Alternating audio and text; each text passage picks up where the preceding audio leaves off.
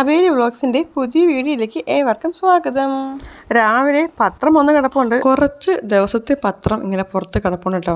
അപ്പോൾ ആ ഒരു ദിവസത്തെ പത്രം മാത്രം വെച്ചിട്ട് ബാക്കിയുള്ളതൊക്കെ എടുത്ത് അകത്ത് വെച്ചേട്ടോ. പിന്നെ ഞാൻ കഴിക്കാനിരുന്നു. അതിനുശേഷം കുറച്ച് തുണി കഴുകാനുള്ളത് വാഷിംഗ് മെഷീനിൽ കൊണ്ടിട്ട് കേട്ടോ. ടോമി അത് കഴിഞ്ഞിട്ട് ഞാൻ കുറച്ച് ഹാങ്ങിങ് ബോട്ട് വാങ്ങി വെച്ചിട്ട് കുറേ മാസങ്ങളായി കേട്ടോ. എന്നാൽ അതിനൊക്കെ എടുത്തൊന്ന് തൂക്കിടാമെന്ന് വിചാരിച്ചേട്ടോ. അങ്ങനെ എല്ലാത്തിൻ്റെയും കൊളുത്തൊക്കെ ഇട്ട് റെഡിയാക്കി വെച്ചിട്ടുണ്ടേ. അപ്പോൾ എൻ്റെ ഒപ്പം അപ്പൂസും കൂടിയിട്ടുണ്ട് കേട്ടോ. അവനൊരു രസം ഇത് കളർ കണ്ടപ്പോൾ അതിൻ്റെ ഓരോ കളറൊക്കെ പറഞ്ഞ് അവൻ ഓരോന്നും വെച്ച് കളിച്ചുകൊണ്ടിരിക്കുകയാണ് കേട്ടോ.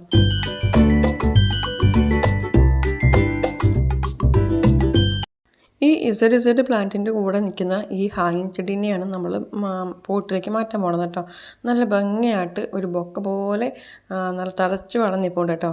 പക്ഷേ അതങ്ങനെ ഒന്നും ശരിയാവില്ലല്ലോ. അതുകൊണ്ട് മാറ്റി നടാമെന്ന് വിചാരിച്ചേട്ടോ. അതിനകത്ത് ഒരൊറ്റ മൂടിയിൽ നിന്ന് തന്നെ വളർന്നാണ് പന്തലിച്ച് നല്ല വീതിക്ക് ഇങ്ങനെ പടർന്ന് പിടിച്ച് നിൽക്കണത് കേട്ടോ. അപ്പോൾ എന്താണേലും അത് വേറെ പോട്ടിൽ ആക്കാമെന്ന് വെച്ചാൽ നമ്മുടെ ഹാങ്ങിങ് ബോട്ടിലാക്കി തൂക്കിടാമെന്ന് വിചാരിച്ചേട്ടോ.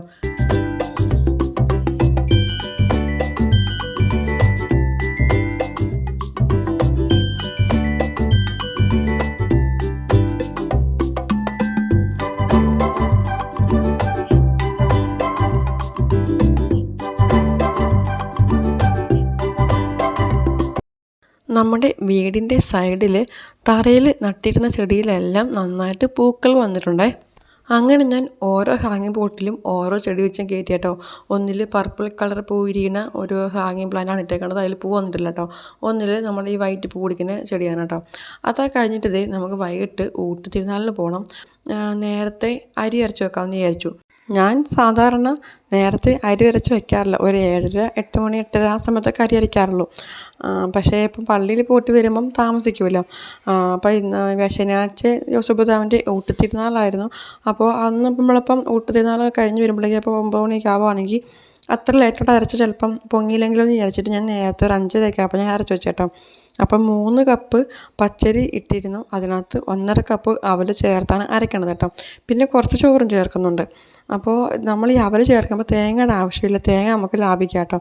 എൻ്റെ അമ്മ പറയാറുണ്ട് നേരത്തെ അരച്ച് വെക്കുകയാണെന്നുണ്ടെങ്കിൽ നമുക്ക് കറണ്ട് ബില്ലും ലാഭിക്കാമെന്നേ. എന്നാലും ഞാൻ പക്ഷേ അരച്ച് വരുമ്പം 8:30 ആവും കേട്ടോ.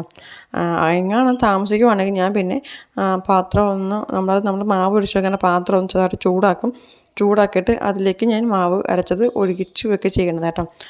പിന്നെ ഞാൻ എന്നാലും നേരത്തെ അരച്ച് വെക്കാമെന്ന് വിചാരിച്ചു. കറണ്ട് ബില്ലിൽ ലാഭിക്കാമല്ലോ. അങ്ങനെ ഞാൻ നേരത്തെ അങ്ങ് അരച്ച് വെച്ചു കേട്ടോ. ശനിയാഴ്ച വൈകിട്ട് നേരത്തെ അരച്ച് വെച്ചത് കൊണ്ട് തന്നെ ഞായറാഴ്ച രാവിലെ ആയപ്പോഴേക്ക് നന്നായിട്ട് പൊങ്ങിയിട്ടുണ്ട് കേട്ടോ. പിന്നെ അതിലേക്ക് ഉപ്പ് കിട്ടുമെന്ന് ഇളക്കിയിട്ട് പാലപ്പം ഉണ്ടാക്കുവാണ് കേട്ടോ. എൻ്റെ പാലപ്പ ചട്ടിക്ക് അധികം കുഴിയില്ലാത്തതാണ് ഇത്തിരി പറഞ്ഞിരിക്കും കേട്ടോ. അങ്ങനത്തെ ഈ പാലപ്പമൊക്കെ ചുട്ട് പാലപ്പത്തിന് നമ്മൾ കറിയായിട്ടല്ല ചമ്മന്തിയാണ് പാലപ്പത്തിന് ചമ്മന്തി. അത് തേങ്ങയും എന്താ പറയുക ചുമന്നുള്ളിയും കറിവേപ്പിലയും ചെറിയ ഉള്ളിയൊക്കെ ഇട്ട് മുളക് പൊടിയും ഉപ്പൊക്കെ ഇട്ട് നമ്മൾ എടുക്കണേ ഡ്രൈ ആയിട്ടുള്ളൊരു ചമ്മന്തിയാണ് കേട്ടോ. അപ്പോൾ അത് കഴിഞ്ഞിട്ട് ഞാൻ എണ്ണയൊക്കെ ഒഴിച്ചു. അതിലേക്ക് ചൂടായപ്പം കടുകൊക്കെ ഇട്ട് പൊട്ടിച്ചു.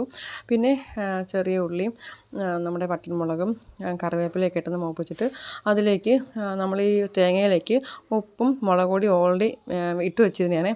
അത് മൊത്തത്തിൽ അങ്ങ് ഇട്ട് കൊടുത്തു കേട്ടോ. എന്നിട്ട് ഒന്ന് ചെറിയ തീയിലിട്ടൊന്ന് ചൂടാക്കി എടുക്കുവേ. ഈ ചമ്മന്തി പാലപ്പത്തിന് മാത്രം ഉപയോഗിക്കേണ്ട ചമ്മന്തിയാണ് കേട്ടോ. നല്ലൊരു എരിയുണ്ട്.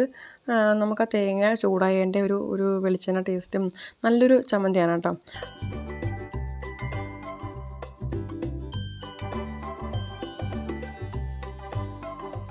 അങ്ങനെ നമ്മുടെ പാലപ്പത്തിനുള്ള ചമ്മന്തി റെഡി ആയിട്ടുണ്ട്. അത് കഴിഞ്ഞിട്ട് പള്ളിയിലൊക്കെ പോയിട്ട് വന്നിട്ട് ചേട്ടായി പച്ചക്കറിയൊക്കെ വാങ്ങിക്കൊണ്ട് വന്നിട്ടുണ്ട്. അപ്പോൾ അതിനകത്ത് മല്ലിയിലയും പുതിനയിലയും കറിവേപ്പിലൊക്കെ ഉണ്ട് കേട്ടോ. അപ്പോൾ അതൊക്കെ എടുത്ത് ഞാൻ അതിൻ്റെ ഇലയൊക്കെ മാറ്റിയിട്ട് വെള്ളത്തിലാക്കി വെച്ചേട്ടോ. അപ്പോൾ ഇന്നത്തെ സ്പെഷ്യൽ ഫ്രൈഡ് റൈസാണ്. ഫ്രൈഡ് റൈസും ചിക്കൻ കറിയാണ് കേട്ടോ. അപ്പോൾ ചേട്ടായി ഇത് ഫ്രൈഡ് റൈസൊക്കെ ഉണ്ടാക്കി കഴിഞ്ഞു. നമ്മുടെ ഫോർച്യൂണിൻ്റെ ബസ്മതി റൈസായിരുന്നു കേട്ടോ. അപ്പോൾ നല്ലൊരു റൈസായിരുന്നു കേട്ടോ. അങ്ങനത്തെ ചിക്കനൊക്കെ ഫ്രൈ ചെയ്തിട്ടാണ് കറി കിട്ടുന്നത്. എന്നിട്ട് നമ്മളത് നാരങ്ങ ഉണ്ടാക്കാമെന്ന് വിചാരിച്ചിട്ട് അതിനകത്ത് നാരങ്ങ പിഴിഞ്ഞ് വെച്ചിട്ടുണ്ട്. പിന്നെ പുതിനയില ഇട്ടു, ഉപ്പ് ഇട്ട് പഞ്ചസാര ഇട്ടു, കുറച്ച് ഇഞ്ചി കഷ്ണങ്ങളും ഇട്ടിട്ടുണ്ട്. എന്നിട്ട് നമ്മളതൊന്ന് അടിച്ചെടുത്തു. എന്നിട്ട് അരിച്ചെടുത്തു കേട്ടോ. ആ പുതിനയിലയുടെ കളറാണ് പച്ച കളർ വന്നത് കേട്ടോ. അങ്ങനെ നാരങ്ങ വെള്ളം കുടിച്ചിട്ട് പിന്നെ ജനലൊക്കെ ഒന്ന് തുടച്ചിട്ട് ഒന്ന് തുറന്നിട്ട് കേട്ടോ.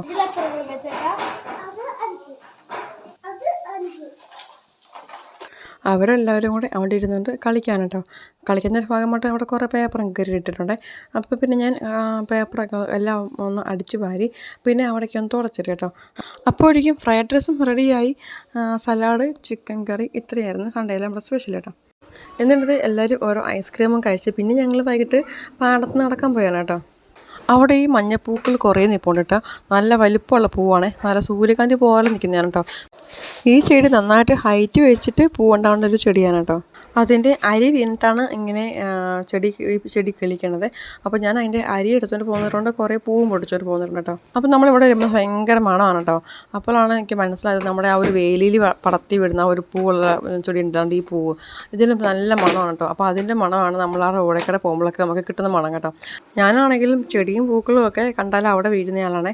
അപ്പോൾ ഈ ചെടിയും ഈ പൂവൊക്കെ കണ്ടപ്പോൾ എനിക്ക് ഭയങ്കരമായിട്ട് ഇഷ്ടപ്പെട്ടിട്ട് ഞാൻ പിന്നെ പോയി അതിൻ്റെ കുറേ പൂവും പൊട്ടിച്ചു. പിന്നെ അതിൻ്റെ ഓരോ മറ്റേ ആ വള്ളിച്ചെടിയായിട്ടുള്ള പൂവില്ലേ അതിൻ്റെ ഓരോ കമ്പ് പൊടിച്ചുകൊണ്ട് വന്നു കേട്ടോ. അപ്പോൾ അത് വൈകിട്ട് സമയങ്ങളിൽ പാടത്ത് പോയി നടക്കാനും അവിടെ പോയി ഇരിക്കാൻ നല്ല രസമാണ് കേട്ടോ. അപ്പോൾ അങ്ങനെ പാടത്ത് പോയി നിൽക്കുമ്പോൾ നമുക്ക് നന്നായിട്ട് സൺസെറ്റൊക്കെ കാണാം കേട്ടോ. അങ്ങനത്തെ ഒരു നല്ലൊരു ഭംഗിയൊക്കെ കാണാനായിട്ട് കേട്ടോ അവിടെയൊക്കെ നിൽക്കാനായിട്ട്. അപ്പോൾ ഞങ്ങളിതേ കുറേ പൂവൊക്കെ പൊട്ടിച്ച് ഞങ്ങൾ അവിടെ ശരിക്കും ഈ രണ്ട് ചെടിയും കൂടി ചേർന്നിട്ട് കാട് പോലെയാണ് നിൽക്കണത് കേട്ടോ. അപ്പോൾ എൻ്റെ വീഡിയോ ഇത്രയേ ഉള്ളൂ. അപ്പോൾ നിങ്ങൾക്ക് എൻ്റെ വീഡിയോ ഇഷ്ടമായെങ്കിൽ ലൈക്ക് ചെയ്യാൻ മറക്കല്ലേ. ആദ്യമായിട്ട് കാണുന്നുണ്ടെങ്കിൽ സബ്സ്ക്രൈബ് ചെയ്ത് സപ്പോർട്ട് ചെയ്യാൻ കേട്ടോ. അടുത്ത വീഡിയോ ആയിട്ട് നമുക്ക് വീണ്ടും കാണാം.